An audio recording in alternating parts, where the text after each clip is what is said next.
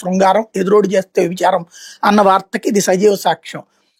ఒక జీవో సవరించడం ఎందుకు జరిగింది?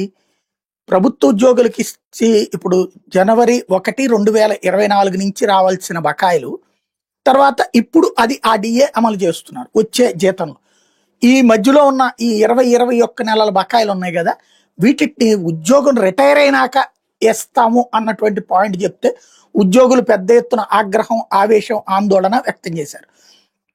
అలాగే పెన్షనర్లకు సంబంధించి మనం ఒక ఇంటర్వ్యూ కూడా మెన్షన్ చేసుకొచ్చాం. పెన్షన్ల సంఘం కార్యదర్శి ఆయన స్పష్టంగా చెప్పుకొచ్చింది, గత చరిత్రలో మా జీవితంలో 40 ఏళ్లలో ఉద్యోగాలు ఎప్పుడు ఫేస్ చేయలేదు.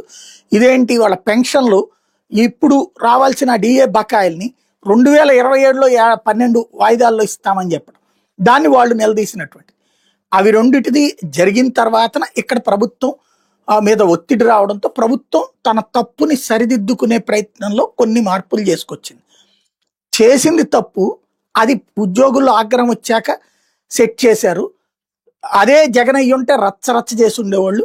ఇప్పుడు బాబు కాబట్టి వాళ్ళు తీసుకున్న ఆర్డర్లు అధికారులు తప్పు చేస్తే సరిదిద్దేశారు చంద్రబాబు. ఇది ఇంకా నయం. పాలాభిషేకాలు పొలాభిషేకాలు ఇవాళ ఏమన్నా చేస్తారని చూడాలి.